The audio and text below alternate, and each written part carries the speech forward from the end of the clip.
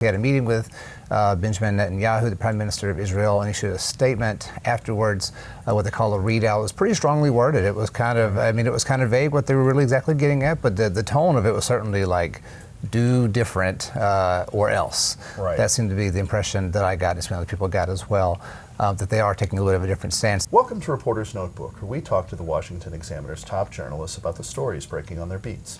I'm Jim Antle, and I'm joined today by White House reporter Haisten Willis. Hey, Jim.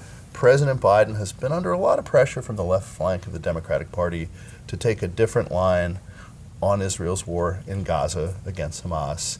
And it seems that the conditions over there have finally prompted a bit of a change. I know that some of this is breaking as we're speaking, but talk a little bit about the latest dynamics here. Yeah, I think you're right. And to say he's been under pressure is almost an understatement. He's been under a lot of pressure. It may not be from a huge group of people, but it's from a very, very active group of people. You can't walk around in Washington, around the streets without seeing every escalator on the metro, every emergency call box and things like that is covered with pro-Palestinian stickers and graffiti and stuff like that. It seems to kind of repopulate every few weeks, just walking around town.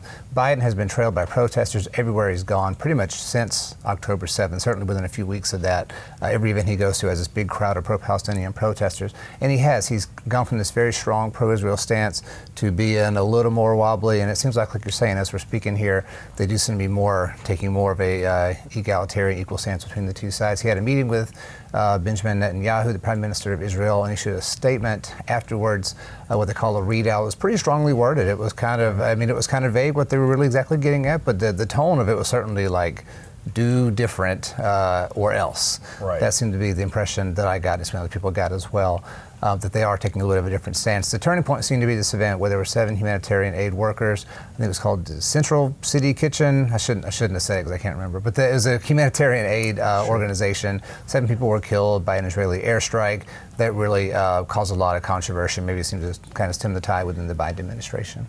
And definitely the or else part is a little bit different because the Biden administration has been hesitant to want to seem at least publicly like they're imposing any conditions on aid to Israel. Yeah, very much so. And even as they've been less strong in their statements, they really, as far as a policy and like issuing support to Israel, had not really backed off of that yet. It seems like that could be potentially poised to change now. So in other controversies, that over the Easter holiday, there was a bit of a dispute over whether the Biden administration was taking the focus away from Easter, an important Christian holiday, and maybe engaging in a little bit of culture war stuff ahead of the election. Yeah, very much so. This was really kind of a coincidence, but something that kind of blew up and made a good bit of noise. So Easter was on March 31st. Easter can actually be a pretty wide range of days. It can go all the way as early as March 21st, as late as April 25th in kind of the extreme cases.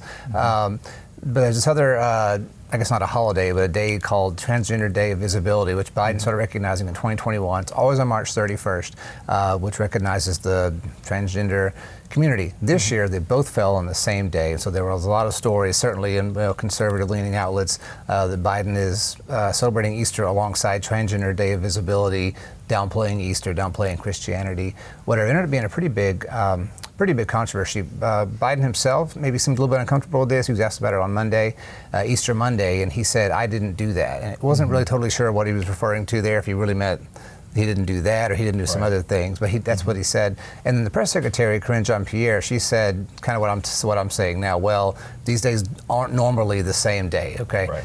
It's happened to be that they're on the same day. That's what happened. In fact, I looked it up. They won't be on the same day again until 2086, so it'll be a while before we have to do this. There won't be a controversy for a little while. No, there won't, but there was this time. And it did happen. Both days were on the same day, and that's something they're going to have to, I guess, deal with to the extent that upsets people. So by the time viewers see this, President Biden will have gone to Baltimore to talk and to visit where we had the bridge collapse. Is this a little bit of maybe a recalibration or an adaptation from the reaction in Ohio, where he was criticized for not visiting very promptly? Yeah, potentially. It's kind of hard to say, but right, you're talking about the East Palestine, Ohio controversy, the train derailment. Right. Biden announced, I think within a few weeks of that he was going to go at some point, and then a whole bunch of time passed. It ended up being, I think, a whole year between the event and him going, and it kind of became this little circus type thing. The Republican National Committee would release statements, saying how many weeks or months it had been since Biden had announced he was going to go. He's been to this place, he's been to that place. And one time they said he flew over East Palestine to go some other place. Why didn't he stop? And then, of course, finally he went just a few weeks ago now. So this time, yeah, Smith kind of nipped it in the bud. There was the issue, the event with the bridge collapsing in Baltimore. Biden said just a few days later that he was going to go on Friday. And it was interesting that they release his public schedule usually on Sunday. And his public schedule for that week did not include going to Baltimore. So we were kind of wondering, okay, what's going on here? Did his staff not know that he said this? Or but then they announced later on the same day, I think the press briefing, that he was going to go. So I don't know if they were trying surprise. Yeah, exactly, trying to do a little bit of a head fake there. But anyway, he's going to go. It's going to be quick, and they'll be able to avoid, in theory, these RNC blasts and stuff like that. And even though it is a safe Democratic state, there is a Senate race that'll be competitive there this year. And obviously, President Biden has made infrastructure a pretty big part of his domestic agenda, and a bridge collapsing would seem to be sort of a reason for why you need some investment in infrastructure. Yeah, I think it'll be a good way for Biden to play what he's doing with infrastructure. Yeah, Maryland, like you say,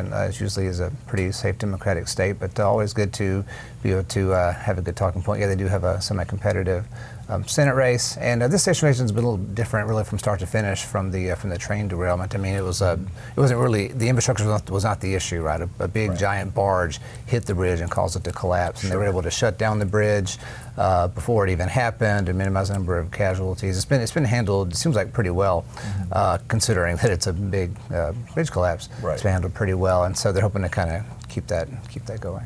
Thank you, Haisten. You can read Haisten and the rest of our political team's coverage at washingtonexaminer.com.